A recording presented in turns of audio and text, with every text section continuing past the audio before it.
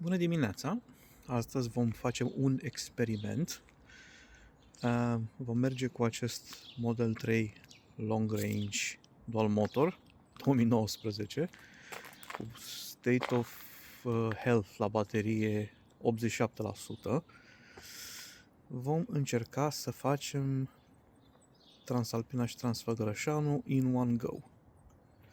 A fost aici încărcată la 80% acasă, în Mogoșoaia. Un mic detaliu de setup. Avem un charger DE cu un invertor DE și panouri, care nu se văd aici.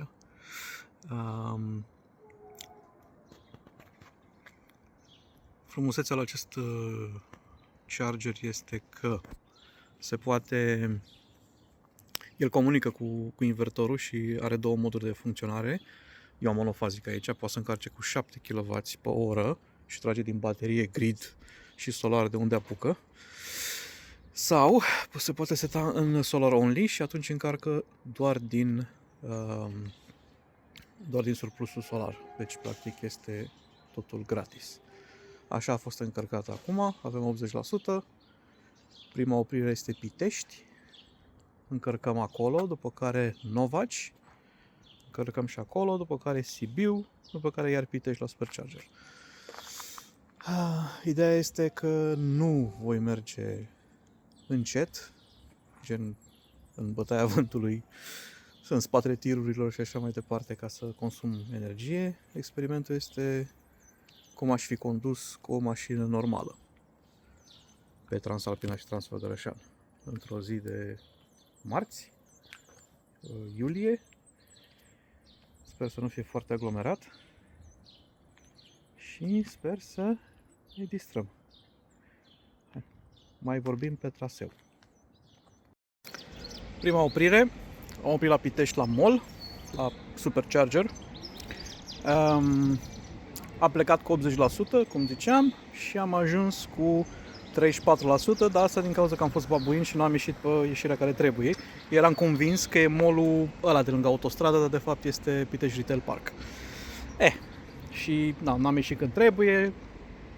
De pe autostradă m-am întors, am pierdut vreo un sfert de oră și a ajuns la 34%. De mers pe autostradă am mers cum merg de obicei, 140 cruise control și pe locuri când a fost nevoie, eventual să mă dau la o parte când venea cineva mai tare, mai acceleram un pic, mă dădeam. So far so good. Next stop, Novaci.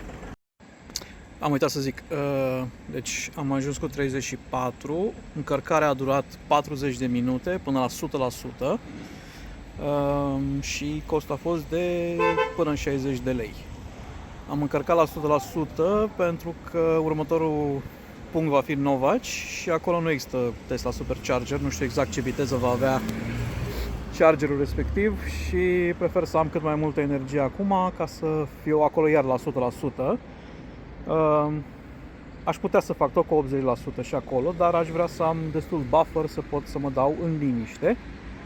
Asta fiind și prima excursie, o să învățăm data viitoare, nu o să mai fie probabil la 100%, dar vedem cum se consumă bateria. Asta am vrut să adaug.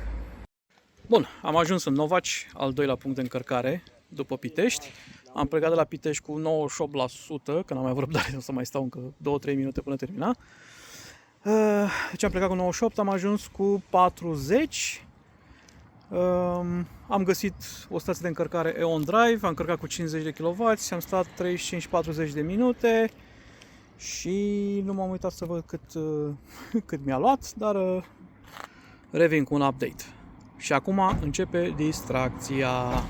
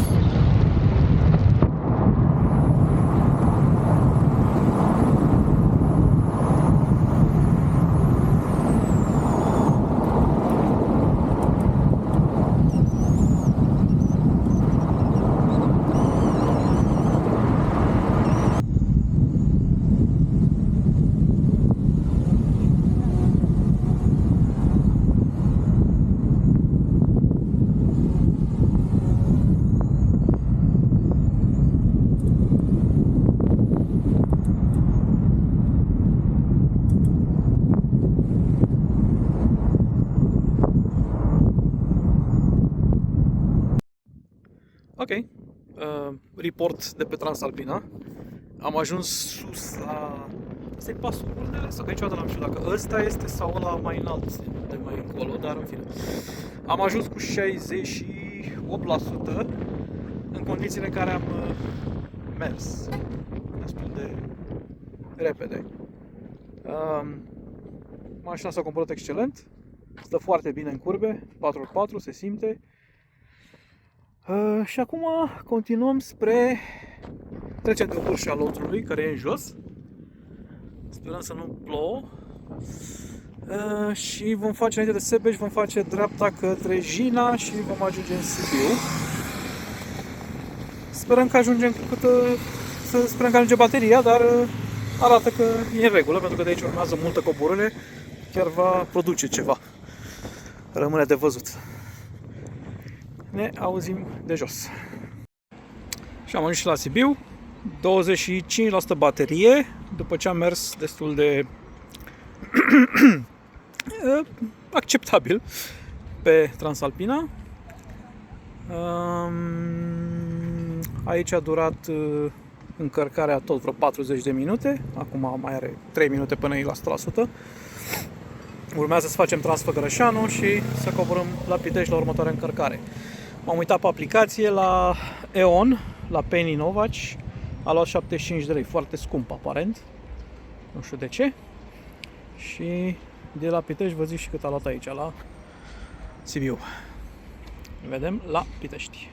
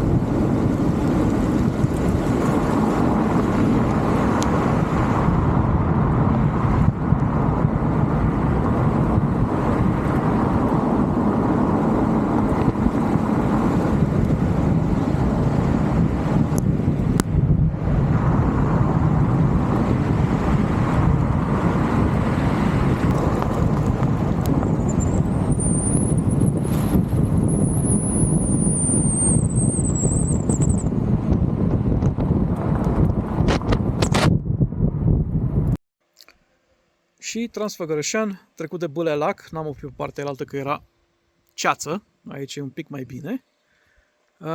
Am plecat cu 100% din Sibiu, am ajuns aici cu 60% fix și estimează că ajunge cu 34% la Pitești la Supercharger. Vom vedea.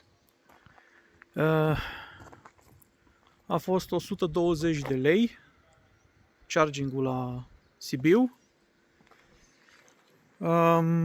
Și în rest, just fun. Pure fun. Acum mergem la vale, sunt curios cât o să adauge pe porțiunea asta.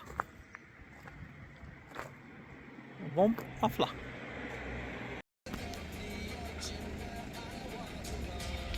Zoom, asta.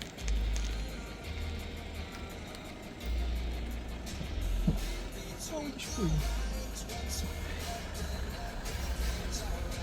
Ce mic sunt!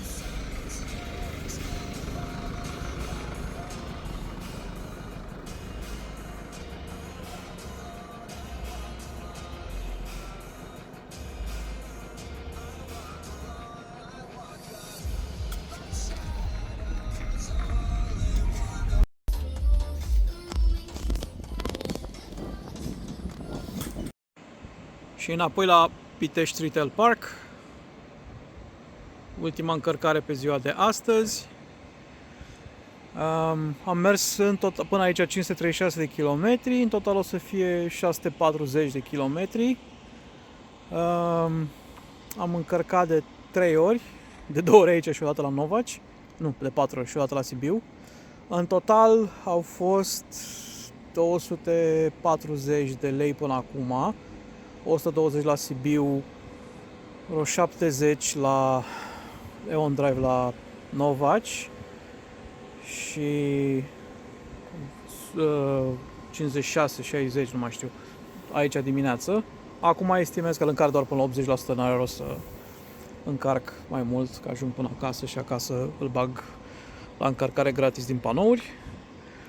Deci, în total, hai să zicem, grosomodo 300 de lei, dar 636 de kilometri mers mai mult decât în mod normal, în sensul de autostrada întotdeauna cruz pe 140,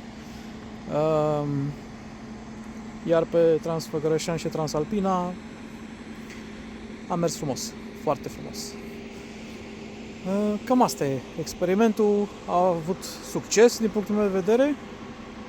Chiar poți să faci trasee, poți să te descurci cu ea, chiar dacă este și mai vechiuță, chiar dacă state of charge-ul nu este 100%, este absolut super fun. Ok, mulțumesc pentru vizionare. O seară plăcută sau o zi plăcută oriunde v-ați afla.